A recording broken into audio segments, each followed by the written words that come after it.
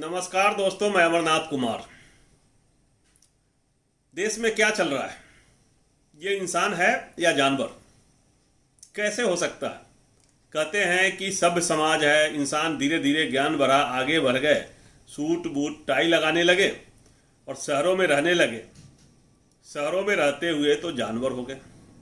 गाँव की हालत तो बहुत अच्छी है, गाँव में कोई दंगा नहीं हो रहा है, कहीं कोई आपस में नहीं लड़ रहे हैं। एक गांव में हर जाति के लोग हैं, उसमें मुस्लिम भी है, लेकिन कोई एक दूसरे से नहीं लड़ रहे हैं, सब चाचा भतीजा के रूप में रह रहे हैं। नमस्कार, सुबह सुबह सलाम, जय श्री राम, सब कुछ होता है। लेकिन इस देश में क्या हो रहा है, किसकी नज़र लग गई? पिछले 9 सालों में क्या हुआ और कैसे धीरे धीरे इस स्थिति विस्फोटक हो गई कि मणिपुर में 2 समुदाय के लोग आपस में लड़ रहे हैं और एक समुदाय को पूरा खत्म करने की कोशिश की जा रही है। आप जान ही रहे हैं कि कुकी समुदाय के साथ क्या किया जा रहा है, क्या हो रहा है। आर्मी जवान पुलिस वालों से आर्म्स लूटे जा रहे हैं, राइफल लूटे जा रहे हैं, गोलियां लूटी जा रही है या खुद दे रहे हैं, कुछ कह नहीं सकते। प्रधानमंत्री चुप, मुख्यमंत्री चुप। बंगाल में चाहे दूसरे स्टेट में अगर कुछ छोटी सी बात हो जाती है तो गवर्नर वहां से चिट्ठी लिखना शुरू करते हैं। यही गवर्नर जो धनखड़ जी हैं, बंगाल में थे राज्यपाल, अभी उपराष्ट्रपति हैं, वो हर बात में बंगाल सरकार को खिंचाई करते थे और तुरंत रिपोर्ट बना के भेजते थे गृह मंत्री अमित शाह को। बंगाल सरकार को बर्खास्त कर देना चाहिए। मणिपुर सरकार क्यों नहीं बर्खास्त हुई? मणिपुर के मुख्यमंत्री को कोई बर्खास्त नहीं कर सकता। राष्ट्रपति है इस देश में, महामहिम सुन नहीं रहे हैं, उनको दिखाई नहीं दे रहा है। प्रधानमंत्री एक दिन थोड़ी देर के लिए पार्लियामेंट से बाहर 37 सेकंड के लिए मणिपुर में बोले थे। दंगा जारी है, लोग मारे जा रहे हैं। क्या कारण हो सकता है? सिर्फ 2 समुदाय की लड़ाई है या कुछ और है? मामला कुछ और है। सरकार चाह रही है कि एक समुदाय को खत्म कर दिया जाए, लड़ाई को और आगे बढ़ाए। क्यों? इससे किसको फायदा होगा? आपको सोचना है। मणिपुर चाहे जितने भी पहाड़ी और जंगली एरिया है वो अछूत है, उसमें कुछ भी खनन अलाउ नहीं है। आप खनिज जंगल नहीं काट सकते, वन संपदा को नहीं काट सकते, उसके अंदर मिनरल्स को नहीं निकाल सकते। सुरक्षित रखा हुआ संरक्षित प्रदेश है। सरकार की नज़र वहाँ है और सरकार की नज़र नहीं है, उद्योगपतियों की नज़र है। मणिपुर में बहुत सारे मिनरल्स है, प्लेटिनम भी है उसमें, और प्लेटिनम तो जानते ही है कितना कॉस्टली है, तो उस पर भी नज़र है और उसके ऊपर कुकी का कब्जा है। तो वो लड़ाई दूसरी है, ये लड़ाई ज़मीन का है, ना कि जाति समुदाय का है। ऐसा माहौल क्रिएट किया जा रहा है कि कुकी समुदाय को भगाओ और उसके ज़मीन को कब्जा करो।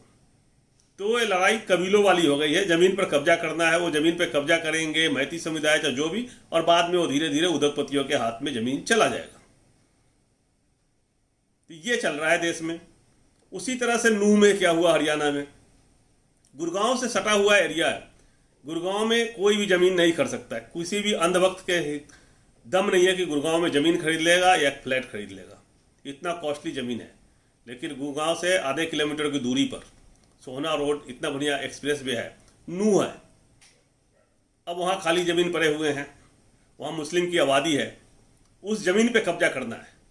हिंदू मुस्लिम की लड़ाई नहीं है, मुस्लिमों के ज़मीन पे कब्जा करना है। चाहे मुस्लिमों को इतना अत्याचार करो कि वो ज़मीन छोड़ के भाग जाए या औने पौने दाम में ज़मीन को बेच दे। तो देश में ये चल रहा है। मेरा मानना ये है, ये हिंदू मुस्लिम की लड़ाई नहीं है। वहाँ पे किसी उद्योगपति की नज़र पड़ी है, वो ज़मीन उसको चाहिए। ज़मीन चाहिए तो कैसे मिलेगा? मुस्लिमों को भगा दो, मुस्लिमों को मजबूर कर दो कि ये घर ज़मीन छोड़ के भाग जाए। फिल्मों में देखा होगा आपने, विलन कैसे जाके ज़मीन देखता है, उसको पसंद आता है, झुग्गी झोपड़ी से भरा हुआ एरिया, तो कहता है मंत्री को कि मुझे ये ज़मीन चाहिए। और फिर वहाँ क्या होता है, दंगा कराता है, उनके घरों पे आग लगा देता है, चाहे उनको मजबूर कर देता है, उनसे लिखवा लेता है सारा ज़मीन, फैक्ट्री लगाना है। तो नूह में भी यही चल रहा है। ये हिंदू मुस्लिम नहीं चल रहा है। ये बात लोगों को समझ में नहीं आ रहा है। ये दंगा करने वाले लोग कौन हैं? क्या ये देशभक्त है? क्या अखंड भारत बना रहे हैं या खंडित भारत बना रहे हैं? अगर अखंड भारत बनाना था तो अखंड भारत में तो सब लोग आएंगे ना, उसमें मुस्लिम भी है, हिंदू भी है, सिख भी है, ईसाई भी है। अखंड भारत में बांग्लादेश भी आएगा तो उसके भी मुसलमान जुड़ेंगे। अखंड भारत में पाकिस्तान आएंगे तो उसके भी मुसलमान जुड़ेंगे, और अगर अफगानिस्तान आया तो उसके तालिबान वाले लोग भी जुड़ेंगे। तो देश की 35 करोड़ मुस्लिम तो तुमसे बर्दाश्त नहीं हो रहा भाई, तो बाकी मुस्लिम आएंगे तो तुम कैसे रहोगे? कौन सा अखंड भारत की बात कर रहे हो? कहीं भी शांति नहीं है। जम्मू कश्मीर में धारा 370 हटाया, नतीजा जीरो। आज भी लोग वहाँ मर रहे हैं। वहाँ भी लड़ाई ज़मीन की थी कि ज़मीन खरीदेंगे। नज़र कहाँ था? स्वर्ग पे कब्जा करना है। स्वर्ग पे कब्जा कर लिया? नहीं, कश्मीर बर्बाद हो गया। हिंदुओं को मुस्लिमों का डर दिखाया गया कि मुस्लिम तुम लोगों को बर्बाद कर देंगे, लेकिन माहौल ऐसा कर दिया, इतना नफरती माहौल बना दिया है कि वास्तव में मुस्लिम अब धीरे धीरे हिंदुओं से नफरत करने लगेंगे। ये जो कहते हैं वही करते हैं, धीरे धीरे लगते हैं, धीरे धीरे सबको बांटते हैं, धीरे धीरे बर्बाद कर देते हैं, किसी को नहीं छोड़ते हैं। बाबा साहब अम्बेडकर को गांधी से लड़वाया, उनके संबंध लोगों को लड़वाया, दलितों में विभाजन कर दिया, कई जातियों में, जादवों में विभाजन कर दिया, कुशवाहा में भी विभाजन कर दिया, कुशवाहा को क्षत्रिय बता दिया और राम और रामायण करके लव कुश कर दिया। ये कुछ भी कर सकते हैं। नूह में क्या हुआ किसी से छुपा हुआ नहीं है। इंटरनेशनल मीडिया से लेकर सबको, सोशल मीडिया पे आजकल कुछ छिपता नहीं है ना। वो बजरंग दल के लोग और हिंदू विश्व परिषद के लोग जो भी थे, वो मोनू मारो सर और गाली दे रहा था कि मेरा जीजा आ रहा हूँ, तुम्हारा दामाद आ रहा हूँ नूह में, हिम्मत है तो रोक लो, और लोगों को ललकार ललकार के बुला रहे थे। वीडियो चल रहा है। उसके बाद जो भी हुआ, दंगा होगा। किसी को आप उत्तेजित करेंगे तो दंगा होगा। बीच बचाव करने के लिए मुस्लिम को भी आगे आना पड़ेगा। जब उसके घरों को तोड़ेंगे तो वो नहीं चुप बैठेगा। जिस राज्य में, जिस मेवात में पिछले 75 सालों में दंगा नहीं हुआ, वहाँ आग लगा दिया गया। अब जब दंगा हुआ, उसमें दोषी कौन था? क्या सिर्फ मुस्लिम दोषी थे? तो मोनू मानेसर और बिट्टू बजरंगी और जो भी था वो क्या था?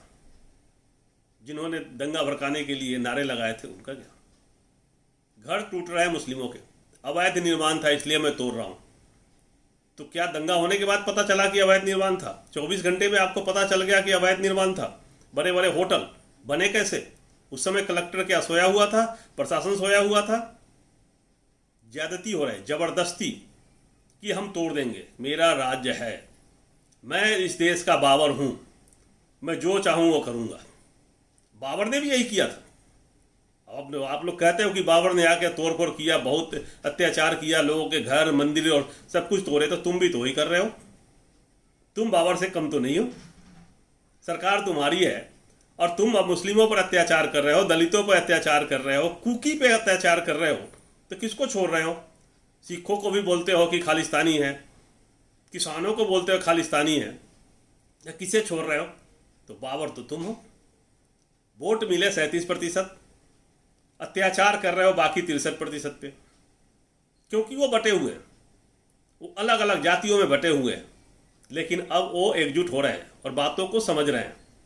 नूह दंगा में पता चल गया होगा कि लोगों ने साथ नहीं दिया। आज के दिन में लोगों को पता चल गया कि आरएसएस क्या चाहती है, और आरएसएस धीरे धीरे अकेला पड़ता जा रहा है, और कहीं ये दाव उल्टा न पड़ जाए।